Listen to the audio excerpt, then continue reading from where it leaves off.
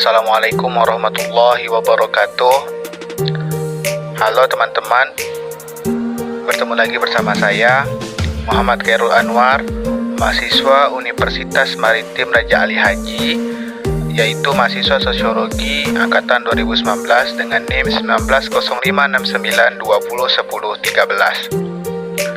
Di video saya kali ini, saya akan membahas tentang konsep religiusitas atau keberagamaan sebagai identitas, yang dimana video saya kali ini akan saya tujukan sebagai pemenuhan tugas konten digital di mata kuliah Identitas Sosial dan Dinamika Global. Tanpa basa-basi, langsung saja yuk kita ke video pembahasan.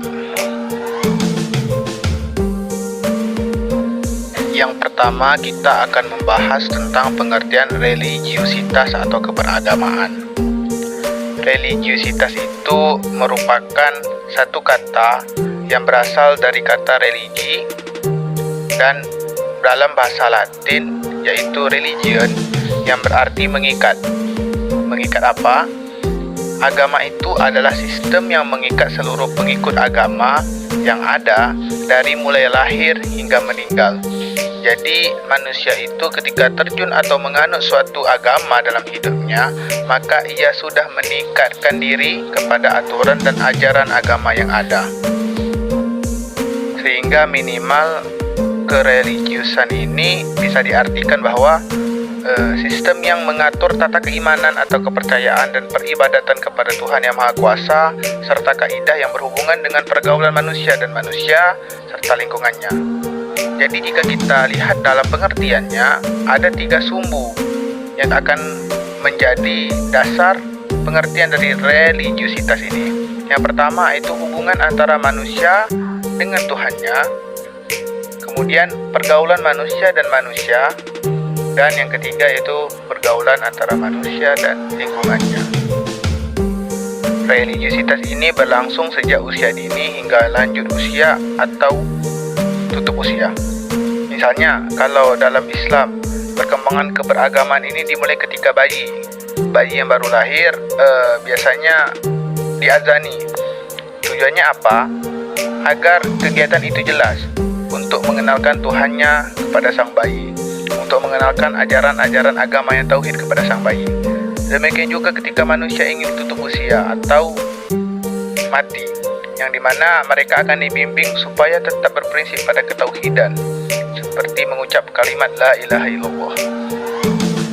Kemudian ada beberapa faktor yang mempengaruhi keberagamaan atau religiusitas, yaitu pendidikan, pengalaman, dan latihan-latihan. Kemudian kita akan membahas tentang 5 dimensi religiusitas atau keberagamaan. Yang pertama yaitu keyakinan. Seperangkat keyakinan terpusat pada adanya Tuhan. Seperangkat keyakinan terpusat pada adanya Tuhan. Jadi orang-orang yang beragama ini akan merasakan keyakinan akan sesuatu yang supranatural. Seperti dalam Islam, seseorang yang memeluk agama Islam akan meyakini adanya Allah Subhanahu wa Ta'ala sebagai Tuhan. Selanjutnya yang kedua yaitu peribadatan atau praktik agama. Mekanisme berhubungan dengan Tuhan. Jadi setiap orang yang beragama ini tentu mereka memiliki ajaran, kegiatan atau peribadatan yang berbeda-beda. Misalnya Islam memiliki ajaran yang berbeda dengan agama-agama yang lain. Hal inilah yang disebut sebagai mekanisme perhubungan dengan Tuhan, digunakan untuk menyambungkan dimensi rohani antara manusia dengan Tuhannya. Yang ketiga yaitu pengalaman. Respon kehadiran Tuhan yang dirasakan oleh pemeluk agama. Inilah yang membedakan antara masing-masing agama. Ketika individunya ditanya tentang agamanya, mereka tentu akan memiliki pengalaman yang berbeda-beda. Contoh, pengalaman orang yang Islam tentu akan beda dengan pengalaman mereka yang menganut agama di luar Islam. Contoh di kehidupan nyata lah. Ada fakta bahwa ada 2 jenis orang yang beragama. Yang pertama, orang yang hanya memahami agama itu atau Tuhan itu merupakan sebuah hal yang normatif saja. Yang kedua, ada orang-orang yang memahami bahwa agama adalah sesuatu yang intens antara kehidupannya dengan Tuhan. Sehingga dampaknya orang-orang yang memiliki kedekatan dengan Tuhan tentu akan memiliki pengalaman yang berbeda karena mereka merasakan langsung kehadiran Tuhan atas pengalamannya. Selanjutnya ada pengamalan, yaitu konteks perilaku manusia yang diwujudkan dalam kehidupan. Sehingga jika orang-orang beragama, mereka akan senantiasa menjaga kehidupannya dengan melakukan pengamalan-pengamalan yang serasi, selaras, dan seimbang dengan ajaran yang harus diterapkan dalam agama. Yang terakhir adalah pengetahuan agama, konsep-konsep yang terdapat dalam satu agama, yaitu keyakinan, sistem norma peribadatan, dan lain-lain. Seperti yang saya sampaikan sebelumnya, setiap agama memang memiliki pengetahuan intelektual yang berbeda-beda. Ada kaidah, norma, cara beribadah yang berbeda-beda. Inilah dimensi yang dimaksud tentang pengetahuan ilmu agama. Nah, kemudian kita akan membahas tentang aspek religiusitas, yang dimana aspek-aspek ini mempengaruhi orang-orang dalam kehidupannya. Yaitu yang pertama ada afektif dan konatif, yang kedua ada kognitif, yang ketiga ada psikomotorik. Nah, jadi ketiga aspek inilah yang saling berpadu, saling berkolaborasi, menyusun dan membentuk kepribadian atau identitas manusia.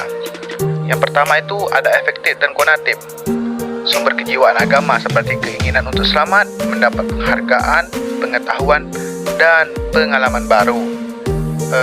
Yang kedua yaitu kognitif, yang dimana aspek di mana manusia itu bertuhan karena menggunakan kemampuan berpikirnya.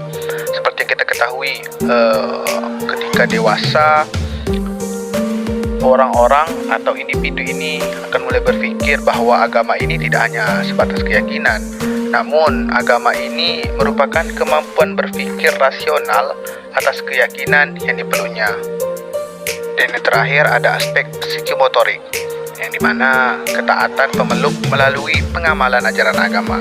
Seperti kalau di Islam, orang-orang melaksanakan sholat 5 waktu, bersedekah, dan lain sebagainya.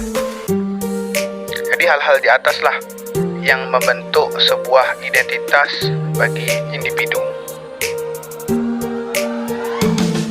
Baiklah, cukup sekian video saya kali ini. Semoga apa yang saya sampaikan bermanfaat bagi diri saya pribadi dan juga para penonton. Sampai ketemu lagi di video selanjutnya. Tetap bersosial. Assalamualaikum warahmatullahi wabarakatuh.